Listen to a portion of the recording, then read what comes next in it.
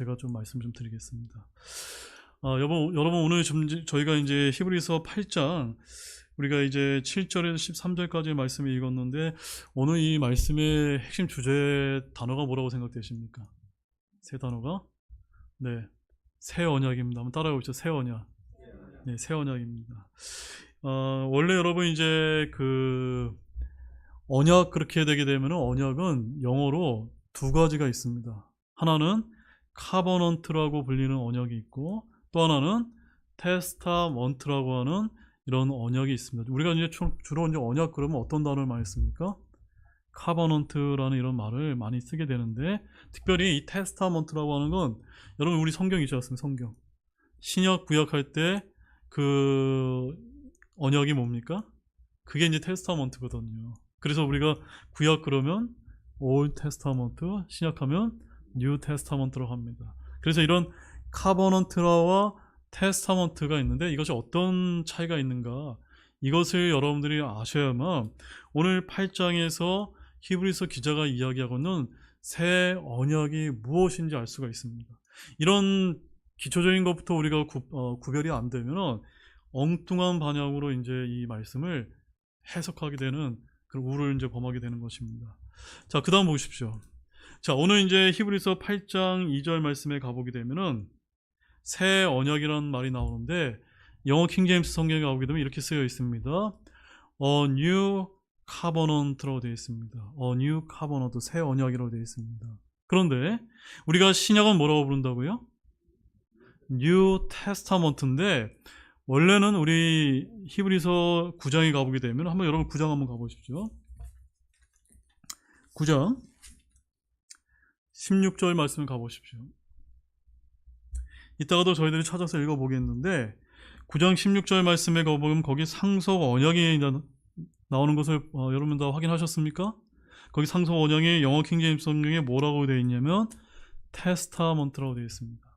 이것이 구약 신약할 때 테스타먼트하고 똑같은데 성경에서는 이것을 새 상속 언약이다. 그러니까 이 카버넌트와 구분하기 위해서 상속 언약이다라고 이렇게 부르고 있고, 여기 나와 있는 이 뉴 테스타먼트 같은 경우는 새 상속 언약을 하신 그분이 죽으셔야만 효력을 발생한다라고 여기 17절 말씀에 이제 말씀을 하고 있는 거예요. 그러므로 우리가 전에 제가 이제 신학교 강의 때 이제 말씀을 드렸던 것처럼 새 상속 언약을 하신 분이 누구십니까? 예수님이신데 예수님께서 갈보리 십자가에서 죽으셔야만 무엇이 효력을 발생하는 겁니까? 새 상속 언약인 신약의 효력이 발생한다는 거예요. 그래서 엄밀하게 마태복음, 마가복음, 누가복음의 앞부분에 가보면은 우리가 거기 다 신약이라고 부르지만 진짜 신약은 어디서부터 시작이 되는 겁니까? 예수님이 죽은 다음부터 이제 우리가 이제 신약, 새 상속 언약이 시작되고 그것이 이제 우리 신약 그리스도인 신약 성도에게 적용되는 그런 교회 시대다라고 우리 이제 이렇게 부를 수가 있는 것입니다. 자, 그러면 이제 새 언약이 이제 오늘 이제 핵심 주제인데 마지막으로 이것을 보십시오. 성경을 보게 되면은 성경에는 총 7가지의 언약이 있다고 합니다. 몇 가지가 있다고요? 7가지가 있습니다. 첫 번째는 에덴의 언약, 두 번째는 아담의 언약, 세 번째는 노아의 언약, 네 번째는 아브라함의 언약, 다섯 번째는 모세의 언약이라고, 이 모세의 언약은 다른 말로는 율법이라고 부르고 오늘 히브리서 8장 7절에는 그 첫 언약이라고 해서 8장 7절에 기록이 되어 있고, 그다음 8장 13절 말씀에는 또 거기 뭐라고 했냐면 첫 언약을 낡아진 첫 언약을 이제 설명하고 있는 그 언약을 얘기하는 거예요. 그것이 뭐라고요? 모세의 언약이요, 율법을 가리키는 것입니다. 그 다음에 여섯 번째는 다윗의 언약이고, 그 다음에 이제 마지막 7번째가 무엇입니까? 오늘 다루게 될 새 언약인 것입니다. 여러분, 이 새 언약을 갖다가 많은 분들이 신약이라고 이렇게 이해를 하는데 그렇게 이해하게 되면 됩니까? 안 됩니까? 안 된다는 것을 여러분에게 말씀을 드리기 위해서 이렇게 제가 여러분에게 좀 구구절절 이제 설명을 좀 드려요. 이런 단어와 교리에 대한 것들을 잘 여러분들이 이제 알아두시는 가운데 이 말씀을 들어야만 제대로 된 이제 성경 해석이 이제 나오게 되는 것입니다. 자, 그럼 여러분 다 이해하셨죠? 자, 그럼 오늘 본문 말씀 좀 들어가도록 하겠습니다. 오늘 제가 여러분에게 전해드린 이제 히브리서 강의 이제 25번째 말씀 제목은 날들이 오리니 그때 새 언약을 맺으리라라는 제목으로 하나님의 말씀을 이제 전하고자 합니다. 여러분, 예수님께서는 앞서 6절 말씀에서 더 나은 언약의 중재자이심을 말하기 위해서 본문에서 새 언약이라는 말을 지금 사용하고 있는 것입니다. 그래서 이것은 7절에서 첫 언약과 대조되는 것으로서 구약의 율법의 대조되는 신약의 복음을 말하는 것처럼 그렇게 우리 눈에 이해되어지는 것처럼 보입니다.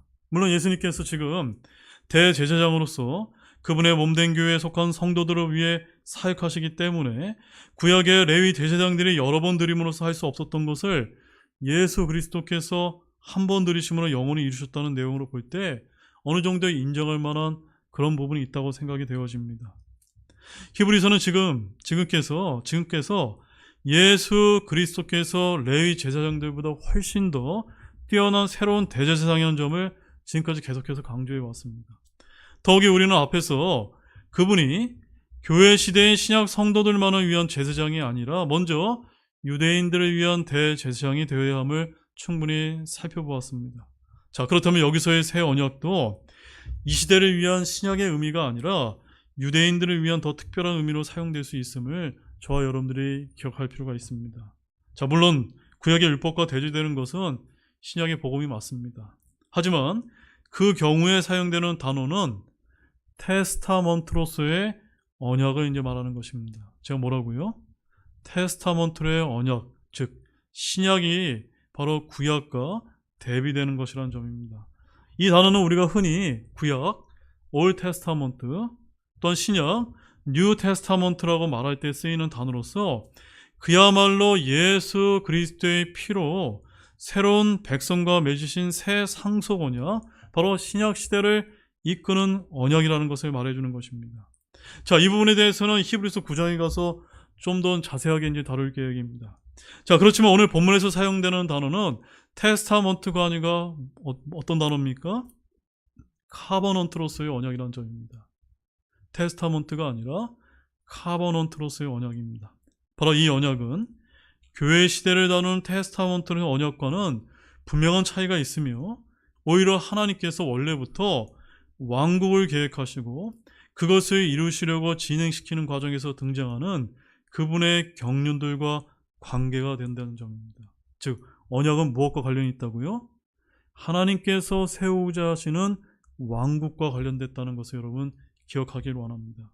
따라서 성경에서 테스타먼트로서의 언약은 두 가지가 있습니다. 즉 신약과 구약이 있는데 이 말은 유언이라는 의미를 포함한 상속 언약으로서 누군가의 죽음이 관련되어 있다는 점입니다. 자, 그 말씀 한번 보실까요? 히브리서 9장 16절 한 장 넘겨보시죠. 자, 9장 16절 같이 읽겠습니다. 상속 언약이 있는 곳에는 또한 반드시 상속 언약하는 자의 죽음이 필히 있어야 하리니. 여기 상속 언약이 카버넌트입니까? 테스타먼트입니까? 테스타먼트라고 기록이 되어 있습니다. 그래서 많은 학자들은 성경 속에 있는 여러 언약을 단 두 개만 있다고 이제 보는 것입니다. 즉 구약과 신약으로만 제한시키려고 하는 그런 경향이 있습니다. 하지만 성경에는 이 구약과 신약 외에도 여러 가지의 언약들이 있으며 그것들은 크게 몇 가지로 정리가 됩니까? 7가지로 정리된다는 것을 우리 성경 신자들은 기억할 필요가 있습니다. 그리고 이 언약들은 모두 무엇과 관련이 있습니까? 왕국과 관련되어 있는데 마지막 때 하나님께서 이루실 하늘의 왕국, 천년 왕국과 관련되어서 제시된다는 것을 잊지 마시기 바랍니다. 자, 첫 번째 언약이 무엇입니까? 창세기 1장 28절과 30절에 나와 있는 에덴의 언약이라고 이제 볼 수가 있는데 이 언약은 인간이 타락하기 이전에 에덴 동산에서 아담과 이브에게 주어졌던 그 언약입니다. 그 다음에 두 번째 언약은 아담의 언약이라고 불리는데 이건 창세기 3장 14절에서 19절에 나와 있는데 이 언약에서 하나님께서는 범죄한 아담과 이브에게 저주와 더불어 약속을 하시는데 그것은 바로 이브에게 그녀의 씨, 즉 그리스도께서 사탄을 밟으실 것이라고 하는 그 언약을 말합니다. 이 언약은 바로 아담이 땅에 대한 통치권을 잃었다는 것을 보여주시며 여자의 심한이 찬탈자인 사탄을 물리치시고 왕국을 다시 회복하는 진정한 왕이 될 것을 예언한 그런 말씀이었습니다. 그 다음에 세 번째 언약은 창세기 8장 20절과 9장 17절에 나온 노아의 언약입니다. 그 다음에 네 번째 언약은 창세기 12장 1절에서 3절에 나와 있는 아브라함의 언약인데, 이 언약에서 아브라함은 그 씨와 더불어 축복을 받는데 이것은 유대인들에게만 적용이 됩니다. 그래서 누구라도 아브라함의 씨인 유대인을 저주하게 되면은 어떻게 됩니까?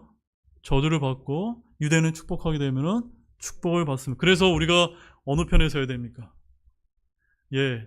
유대인 편에 서야 돼야만 우리가 이제 마지막 때 복을 받을 수 있는 그 길에 처하게 되는 것입니다. 만약에 우리가 유대인을 저주하는 그런 길에 서게 되면은 큰일 나게 되는 거예요. 그래서 만약에 저기 중동 지역에 수많은 이슬람 중동 국가라든가 뭐 북한이라든가 또는 러시아라든가 이런 나라들이 다 어느 편에 서 있습니까? 반 유대인 그 줄에 서 있지 않습니까? 우리가 이런 것들을 영적으로 잘 분별하셔야만 됩니다. 그래서 이 언약에 따라서 이스라엘은 그 땅을 유업으로 받게 되며 이것은 천년왕국 때에 메시아 왕국으로 완성되어진다는 점입니다. 그 다음 다섯 번째 언약은 모세의 언약으로서 이것은 이스라엘 민족이 출애굽한 이후 시내산에서 모세에게 준 언약입니다. 그래서 이것은 한마디로 뭐라고 우리가 부릅니까? 율법이라고 부를 수가 있는데, 이 언약은 이스라엘 민족과 직접적으로 이제 관련이 되어 있고 이방인들과 신약교회와는 관련이 없습니다. 또 이 언약은 안식일이라는 표적이 이제 되는데, 그들은 안식일과 그 밖에 하나님께서 주시는 규례들을 지키면서 그들이 하나님의 백성이며 하나님께서 그들의 하나님이심을 확인하는 것입니다. 그 다음에 여섯 번째 언약은 사무엘하 7장 4절에서 17절에 나와 있는 다윗의 언약입니다. 여러분, 다윗의 언약이 무엇인지 기억나십니까? 이 언약은 바로 메시아의 왕께서 누구의 씨로 오신다는 겁니까? 다윗의 씨로 오신다는 그 언약입니다. 바로 하나님께서 다윗과 영원한 언약을 세워서 그의 왕국과 그의 왕자를 영원히 세우시겠다고 약속하신 바가 있는데, 바로 이 언약에 따라 메시아 왕은 다윗의 왕자에 앉아서 그분의 왕국을 영원히 다스리게 될 것입니다. 바로 이 왕국은 언제 이루어지게 되는 것입니까? 바로 천년왕국 때 직접 성취될 것입니다. 그 다음에 이제 마지막 일곱 번째 언약은 무엇입니까? 바로 오늘 히브리서 8장에서 다루고 있는 새 언약, 뉴 카버넌트가 되는 것입니다. 자, 그럼 이 새 언약에 대해서 지금부터 우리가 본문 말씀을 통해서 자세하게 한번 살펴보도록 하겠습니다. 자, 본문 7절 말씀 보십시오. 함께 읽겠습니다. 만일 그 첫 언약이 흠이 없었다면 둘째 것을 구할 여지가 없었을 것이나. 자, 먼저 여기서 그 첫 언약은 어떤 언약을 가리킵니까? 네, 아까 제가 얘기했던 모세의 언약, 즉 율법을 가리키는 것입니다. 그래서 이 첫 언약이란 시내 산에서 하나님께서 이스라엘 백성과 체결한 그 언약을 이제 말하는 것입니다. 즉 앞에서 살펴본 7개의 언약 중에 다섯 번째인 모세의 언약을 말하는데, 이는 율법책을 언약의 책, 율법을 담은 궤를 언약궤라고 불렀고 십계명을 적은 돌판을 언약의 말씀지라고 불렸다는 점입니다. 자, 출애굽기 34장 27절에서 28절 말씀 찾아보십시오. 출애굽기 34장 27절 28절 말씀을 가보게 되면 거기에 이제 우리가 정확하게 알 수 있는 내용이 이제 기록이 되어 있습니다. 자, 다 찾으셨습니까? 함께 읽겠습니다. 주께서 모세에게 이르시되 너는 이 말들을 기록하라. 내가 이 말들이 뜻하는 대로 너와 또 이스라엘과 언약을 맺었느니라 하시니라. 그가 주와 함께 밤낮으로 40일 동안 거기에 있으면서도 빵도 먹지 아니하고 물도 마시지 아니하였으며 그분께서 언약의 말씀들 곧 10가지 명령을 그 판들에 기록하셨더라. 자, 율법을 뭐라고 여기서 부르고 있습니까? 언약의 말씀들, 즉 이것이 바로 모세의 언약을 이제 말하는데, 이 첫 언약, 첫 상속 언약, 율법은 어땠습니까? 7절 말씀에 의하면 흠이 있고 연약했다는 점입니다. 그래서 성경은 뭐라고 이야기합니까? 만일 그 첫 언약에 율법이 흠이 없었더라면 이라고 이렇게 이제 히브리서 기자는 말합니다. 모세의 율법이 완전 무결하고 영원한 것이라는 주장은 유대인들의 미신이지 성경적인 진리가 아니란 점입니다. 그 첫 언약은 흠이 있고 연약하고 불완전했습니다. 그래서 어떤 것을 구할 여지가 있었던 것입니까? 둘째 것을 구할 여지가 있다라고 여기서 언급을 하고 있는 것입니다. 그래서 하나님은 십계명을 언약의 말씀드리라고 말하고 있고, 첫 번째 언약은 노아, 아브라함, 이삭, 야곱과 같이 개인에게 주신 언약의 말씀이 아니라 이스라엘 민족과 맺은 그 첫 번째 언약이라고 말씀을 하고 있는 것입니다. 자, 다시 7절 말씀을 우리가 다시 한번 읽어보게 되면, 만약 그 첫 언약에 흠이 없었더라면 둘째 것을 구할 여지가 없었을 것이나 라는 이 말씀을 통해서 첫 번째 언약은 무엇이 있다는 것을 알 수가 있습니까? 흠이 있다는 것을 알 수가 있습니다. 즉, 첫 언약의 율법은 아무것도 완전하게 하지 못했다라고 히브리서 7장 19절에서 증거하고 있습니다. 또 율법은 연약함을 가진 사람들을 대제사장들로 삼았습니다. 또 율법은 다가올 좋은 일들의 그림자는 가지고 있지만 그 일들의 형상 그 자체는 아니라고 히브리서 10장 1절에서 말씀하고 있습니다. 또한 하나님께서는 율법에 따라 드리는 희생물과 헌물과 범죄 헌물과 죄로 인한 헌물은 원하지 아니하시고 기뻐하지도 아니하신다라고 히브리서 10장 8절에서 언급하고 있습니다. 그래서 이 첫 번째 언약인 이 율법은 완벽한 것이 아니라 주 예수 그리스도께서 오실 때까지 한시적으로 주어진 것이라는 말씀을 우리가 갈라디아서 4장 2절과 히브리서 9장 9절과 10절에서 볼 수가 있는 것입니다. 즉, 첫째 것이 흠이 있고 연약했기 때문에 둘째 것을 구할 여지가 있었다는 것을 여기서 밝히고 있는 것입니다. 자, 본문 8절 말씀 보십시오. 읽겠습니다. 그들에게서 흠을 발견하시고 그분께서 이르시되 주가 말하노라 보라 날들이 오리니 그때 내가 이스라엘 집과 유다 집과 새 언약을 맺으리라. 자, 여기 이제 우리 핵심적인 이제 주제 언어가 나옵니다. 먼저 여기서 그들은 누구를 가리킵니까? 그들은 바로 그 첫 언약인 율법을 가리키는 것입니다. 거기에서 흠을 발견하시고 주님께서 무엇을 맺을 것을 약속하셨습니까? 새 언약을 맺을 것을 말씀하셨는데 누구와 맺겠다고 말씀하고 있습니까? 이스라엘 집과 유다 집과 새 언약을 맺으시겠다라고 말씀을 이제 하고 있는 것입니다. 분명히 누가가 맺는다고요? 이스라엘 집과 유다 집과 맺는 것이지 우리 신약의 그리스도인과 맺는 것이 아닙니다. 또한 우리가 영적인 유대인으로서 새 언약을 맺는 것이 아니라는 것을 기억할 필요가 있습니다. 8절에서 보라 날들이 이르니니 그때 내가 이스라엘 집과 유다의 집과 새 언약을 맺으려는 이 말씀은 예레미야서 31장 31절에서 인용한 말씀입니다. 여기서 말하는 새 언약은 영어로 뉴 카버넌트로서 오늘날 대부분 주석가들과 설교자들이 외치는 것처럼 신약이 아니라는 것을 기억할 필요가 있습니다. 우리 주님께서 자신이 피로 체결한 새 상속 언약 뉴 테스타먼트와는 전혀 다른 것이라는 점입니다. 킹 제임스 성경은 주님이 세운 언약을 뉴 테스타먼트라고 하시면서 언약을 카버넌트와 구분하고 있는 것입니다. 사람들의 해석이나 주장이 아니라 우리는 기록된 말씀에서 진리를 찾기를 원합니다. 바로 주님께서는 보라 날들이 이르니 그때라고 새 언약을 맺을 시점에 대해서 말씀을 해주고 있는데 이때가 언제일까요? 이때는 바로 십자가를 앞두고 6월절 저녁 만찬 때를 말하는 그때가 아닙니다. 바로 주의 만찬 때를 얘기하는 것이 아닙니다. 이때는 바로 주님이 말씀하신 날들이 그때는 바로 교리적으로 7년 환란기가 끝나고 천년왕국이 시작되는 그날을 가리키는 것입니다. 언약을 맺을 대상은 누굽니까? 우리 그리스도인이 아니라 이스라엘 집과 유다 집이라는 점입니다. 즉 택함 받은 자와 맺는 언약이 아닙니다. 믿는 자, 그리스도의 몸된 교회와 맺는 언약이 아닙니다. 영적인 이스라엘인이 영적 유대인들과 맺는 언약이 아니라는 점을 분명히 하시기 바랍니다. 여러분 예레미야서 31장 31절 말씀 보십시오. 예레미야서 31장 31절.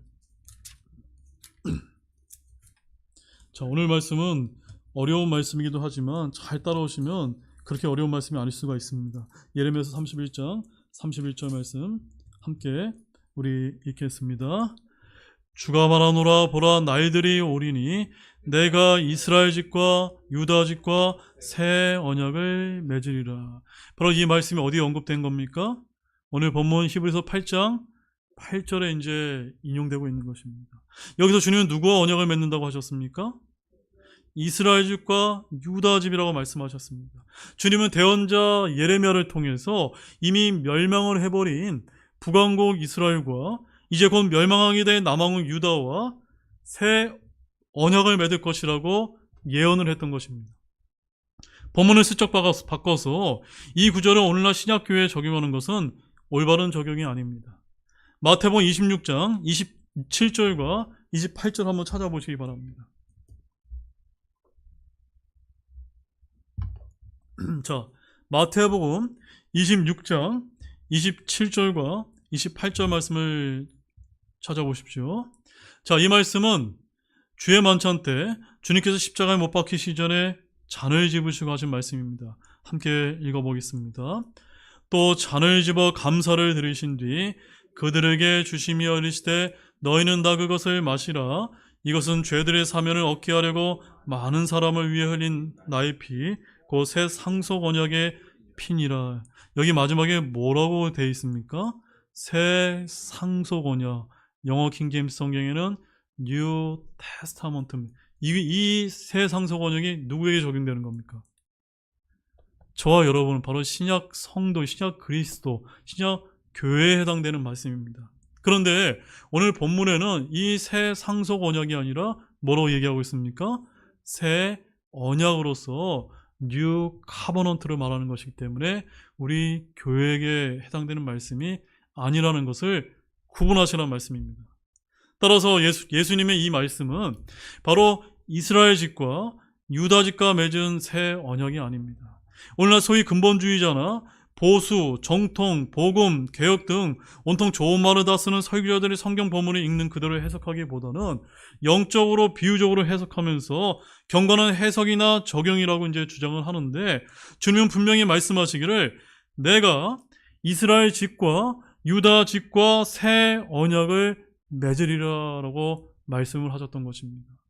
이것은 주의 만찬 때 제자들에게 하신 말씀의 언약이 아니라 바로 7년 환란기가 끝난 후 온 이스라엘과 민족적으로 맺게 될 새 언약을 가리키는 것입니다.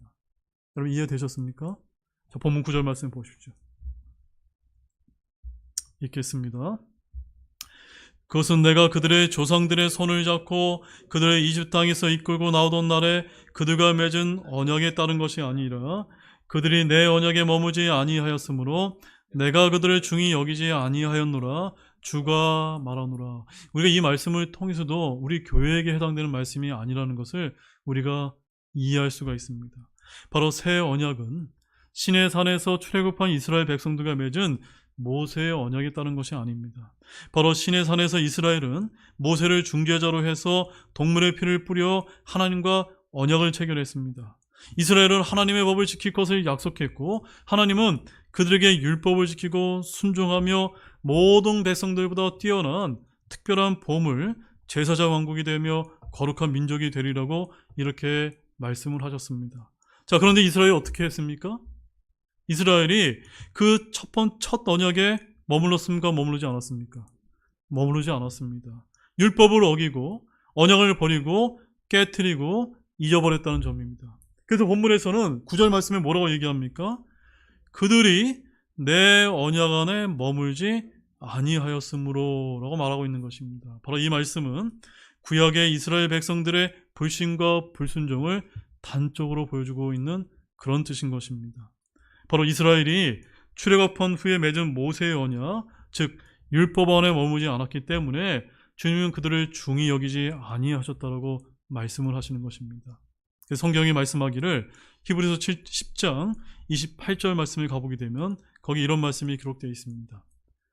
모세의 율법을 멸시한 자도 두세 증인으로 인해 긍휼을 얻지 못하고 죽었거든 이라고 이렇게 말씀을 하시는 것입니다. 바로 하나님께서는 주님의 율법을 경시하고 무시하고 깨트리고 잊어버리는 이들을 존중하지 아니하시는 것입니다. 그러나 날들이 오느니 그때에 그들과 모세의 율법을 계승하거나 새롭게 하는 것이 아니라 무엇을 맺을 것을 약속하셨던 것입니까? 새 언약을 맺을 것을 약속하셨던 것입니다. 언제요? 언제요? 바로 예수님께서 재림하셔서 천년왕국이 시작하게 됐을 때, 민족적으로 유대인들이 회개하고 회심하게 됐을 때 그들과 새 언약을 맺게 되는 것입니다. 자, 본문 10절 말씀 보십시오. 읽겠습니다. 그 날들 이후에 내가 이스라엘 집과 맺을 언약은 이것이니 곧 내가 내 법을 그들의 생각 속에 두고 그들의 마음속에 그것들을 기록하여 나는 그들에게 하나님이 되고 그들은 내가 한 백성이 되리라 주가 말하노라. 자, 여기 보게 되면 그 날들 이후에 라는 이 말씀은 언제를 가리키는 것입니까?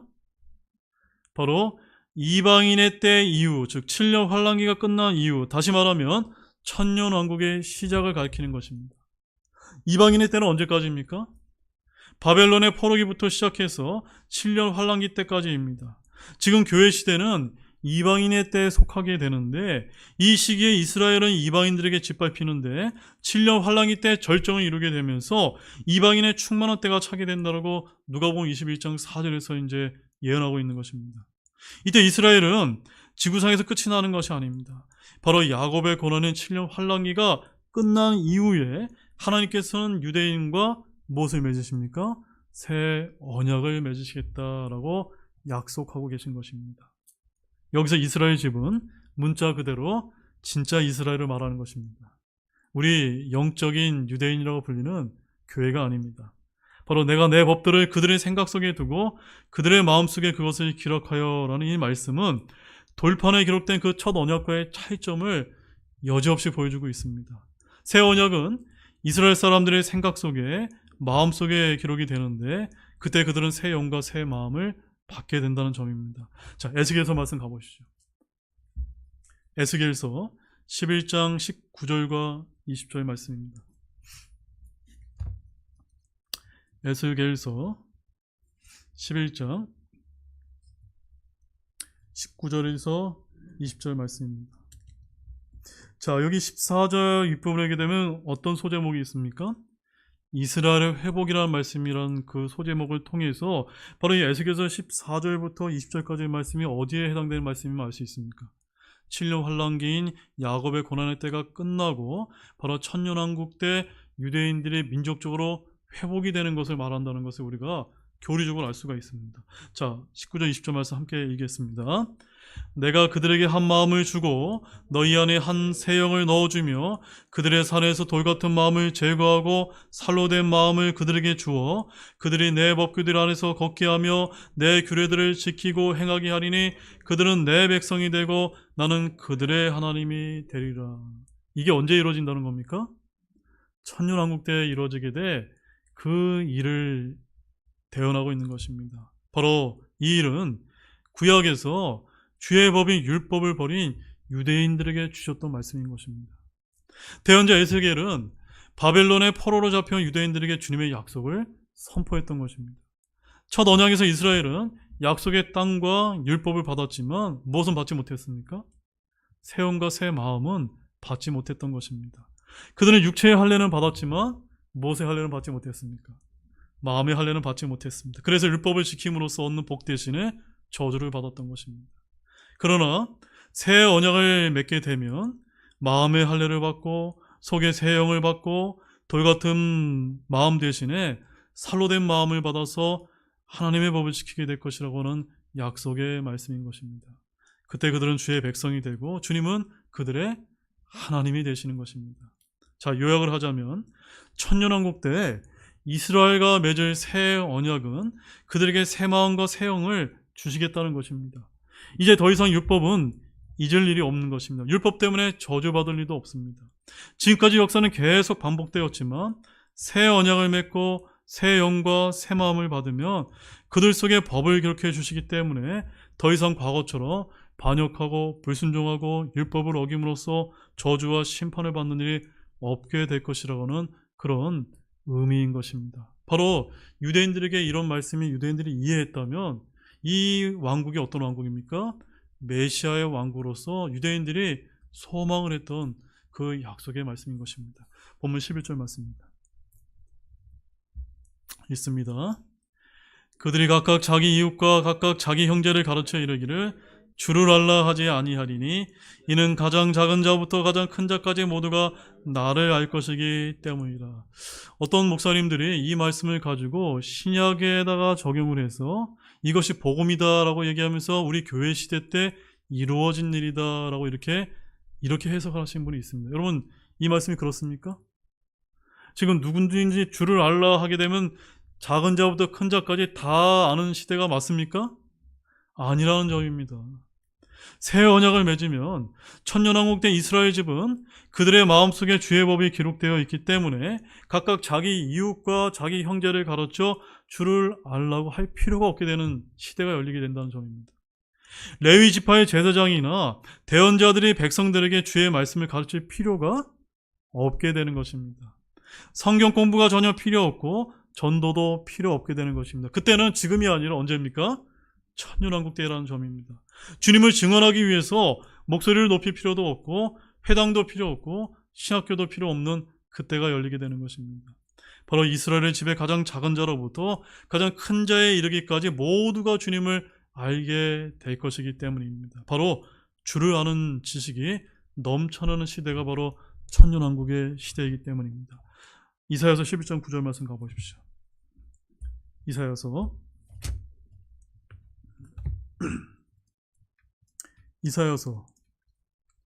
11장 9절 말씀입니다.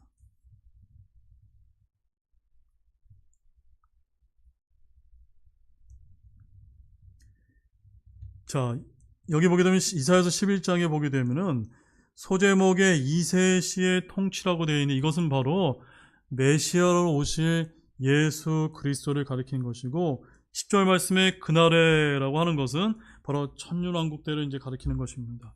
자, 그러면 이제 11장 9절 말씀 한번 읽어보시기 바랍니다. 그것들이 나의 거룩한 산 모든 곳에서 상하게 하거나 멸하지 아니하리니 이는 물들이 바다를 덮는 것 같이 주를 아는 지식이 땅에 충만할 것이기 때문이라. 제가 여러분에게 질문 드리겠습니다. 지금 주를 아는 지식이 물들이 바다를 덮는 것처럼 충만합니까? 아니라는 점입니다. 언제 이루어집니까? 천년왕국 때 이루어지는 것입니다. 바로 8절 말씀에 보게 되면 젖먹는 아이가 독사의 굴에 구멍에서 놀고 젖된 아이가 독사의 굴에 손을 넣는 시대가 바로 천년왕국 때 이루어질 일이기 때문인 것입니다. 자, 이런 말씀을 오늘날 우리 신약교회에 적용할 수 있습니까? 없습니까? 없습니다. 만약 그리스도인들에게 이 말씀을 적용하게 된다면 오늘날 설교도 성경 공부도 필요하지 않게 될 것입니다. 그러나 성경은 그리스도인들로서 우리는 힘써 주를 알고 계속해서 주를 아는 지식에서 자라나야 한다라고 말씀하고 있지 않습니까? 그러나 그때, 즉 천년왕국 시대에는 주님께서 이스라엘 집과 맺은 새 언약으로 말미암아 그들 마음속에 생각 속에 주의 법이 기록되어 있기 때문에 주를 아는 지식이 이 땅에 충만하게 되는 그 시대가 오게 될 것이라고 말씀하고 있는 것입니다. 저와 여러분도 그때는 왕으로서 통치자로서 우리가 다스리게 될 텐데 그 날을 여러분 소망하십니까? 바로 지금 본문에서 말하는 새 언약은 오늘날 교회나 신앙의 그리스도인과는 아무런 관련이 없다는 사실을 반드시 기억하기를 원합니다. 자, 본문 12절 말씀입니다. 같이 읽겠습니다. 내가 그들의 불의에 대하여 긍휼을 베풀고 다시는 그들의 죄들과 그들의 불법들을 기억하지 아니하리라 하시니라. 여러분, 이 말씀도 영적으로는 우리 교회 그리스도인들에게 적용할 수 있지만 교리적으로는 어디에 적용해야 됩니까? 천년왕국 때 이루어진다는 것을 여러분 이해하셔야만 됩니다. 바로 그 첫 언약에서 하나님은 유대인들의 죄들과 불법들을 용서하지 아니하시고 천대까지 기억하셨습니다. 그러나 새 언약에서 주님은 이스라엘의 불의에 대해서 어떻게 약속하셨습니까? 긍휼을 베풀고 다시는 그들의 죄들과 그들의 불법을 기억하지 아니하시겠다라고 약속하고 계신 것입니다. 즉 7년 환란기를 거치면서 이스라엘은 민족적으로 회개를 하게 되는데 주님은 그들의 경건치 아니하는 것을 돌이키시고 죄들을 제거하시는 것이 이것이 바로 새 언약의 핵심인 것입니다. 자, 로마서 11장 가보십시오. 로마서 11장을 보게 되면 더 분명하게 알 수가 있습니다. 11장 25절에서 27절 말씀입니다. 자, 함께 읽겠습니다. 형제들아, 너희가 스스로 지혜로운 것으로 여기지 않게 하기 위하여 이 신비에 대하여 너희가 모르기를 내가 원치 아니하노니, 그것은 곧 이방인들의 충만함이 들어올 때까지 일부가 눈머는 일이 이스라엘에게 일어났다는 것이라. 이런 식으로 온 이스라엘의 구원을 받으리라.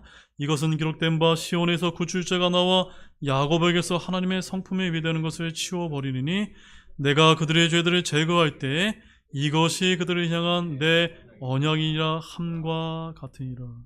제가 이 말씀을 여러 번 이제 말씀을 드렸기 때문에 이 말씀 여러분 이제 오늘 본문의 말씀과 연결해 볼 때 정확하게 이해가 되셨습니까? 27절의 말씀에서 이 유대인들의 죄를 제거하는 민족적인 회개가 일어나고 이스라엘 민족이 회복이 되는 그 내 언약이 어떤 언약입니까? 오늘 히브리서 8장에서 주님께서 맺겠다고 하시는 새 언약인 것입니다. 뉴 카버넌트인 것입니다.